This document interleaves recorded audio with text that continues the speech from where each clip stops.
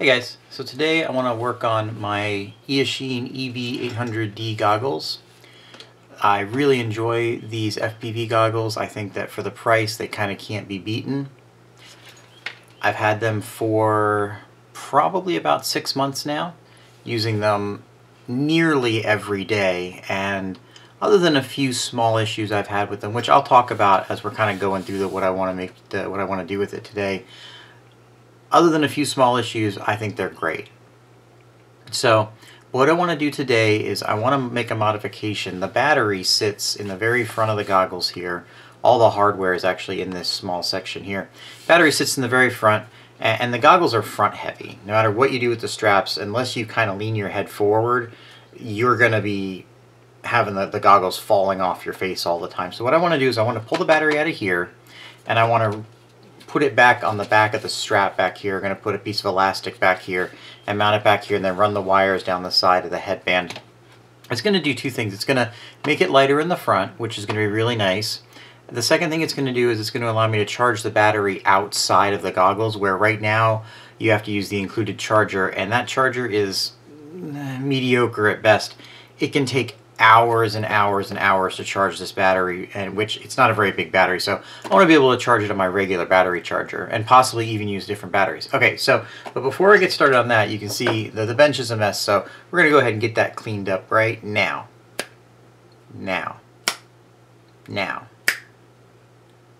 Oh, I forgot, I'm not that good at video editing. Alright, well, I'll have to do it the old-fashioned way then.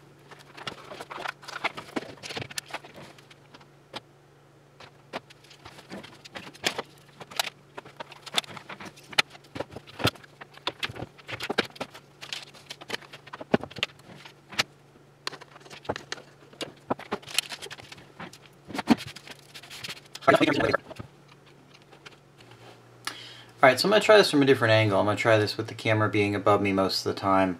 We'll see how it works. I may end up changing it partway through. So first thing I want to do is get my antennas off. I run a single right-hand circular polarized antenna and then a patch antenna. This is the antenna that came with the goggles. This is not. This is a something else. Works fairly well. Okay, then we'll go ahead and get the headband part off. This means you can use this just separately. It's got a threaded insert, so you can put it on a tripod. That's really nice. Alright, let's go ahead and get these 4 screws out of the bottom.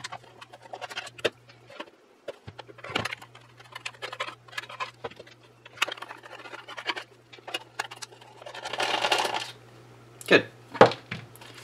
Now these two halves should just come apart, I would imagine. I know some other people have done this mod, similar mods, but I don't really like watching other people's videos when I want to do things like this. I like to just kind of take it out on my own. Alright, let's pull this cover off, see what we have inside. Okay, kind of like I expected, the entire monitor is just a single board with the screen on it. I would imagine it just slides out of here. And then the battery sits in front of it. And it's got a decent amount of weight to it. Of course, it was hot glued in, and my hot glue has come loose. And I don't think I've ever really dropped this or anything. Looks like the ribbon cable... There's a ribbon cable down there on the bottom for something. I'm not sure what that's for. Let's go and get the battery disconnected. It's got one little... Looks like a JST connector here. Go ahead and pop that out. Oops. Maybe. Alright, let's pull this out with the board and see what we got here. Okay, the ribbon cable connects the board and the screen. It's got a nice little kink in it there. Alright. We're going to have to clean this screen. I've already got my fingerprints on it now. So you're going to need to be really careful with this ribbon cable. It's already kind of messed up, unfortunately, on mine. It looks like not much care was taken when it was put in. But you don't really need to worry about that. The biggest thing we want to do is I want to get this battery off of here, and it was kind of fighting me, so let me get this connector out. Alright, it does just unclip. You just have to be careful. It's in there very tight, at least it is on mine. So we can go ahead and put this aside for now, carefully. Like I said, you can see this ribbon cable is already kind of kinked up in here, so you need to be careful putting all that back together again. So what we want to do is I want to take this 7.4 volts, it's 2S, 1.4, 1400 milliamp hour battery, and I want to move this around to the back. So I'm going to have to take this wire and cut it, and then this end will go on that board, and the other end I'll probably route out, probably down one side or the other, probably just down the side that the wiring is on. And I'll probably cut a little notch next to the headphone jack to put the wiring through. And then I'm going to run it down one of these ways. Yeah, there we go. I'm going to run it down this side into the headband, have a couple of straps sewn into the headband, and then around to the back. Okay, so off camera, I went ahead and dremeled a notch right here next to the headphone jack notch, which I will never use any of that anyway, but use a Dremel in a couple of files just to kind of smooth it out. Of course, if you don't have a Dremel, you could use a hobby knife or just about anything. This is thin, soft plastic, so it's not going to be hard to make that notch. So I want to cut the wire off here. I'm not going to use this battery at all. I could take this apart and add a balance lead to it and change things up, and I may do that in the future, but for now I've got a couple of 2S batteries I'll use. They're only 450 milliamp hour, but I've got several of them, so that won't be a problem. So I'm going to go ahead and just clip these leads off of here. If you do this, make sure you cut one at a time. If you cut through both of them at the same time, you risk shorting the battery out. So be very careful when cutting these.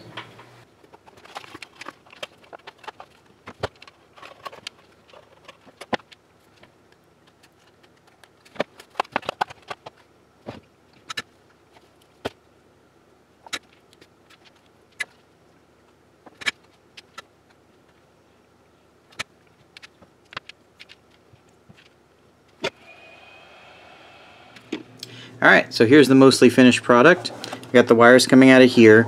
What I did was I took the wires internally, and there's a post where this screw goes in, and I wrapped them once around that post for some strain relief, and then on the inside I have them with a little zip tie in there, and then I also put some silicone over that zip tie so these don't pull directly on that connector inside in case they get pulled, which of course they will.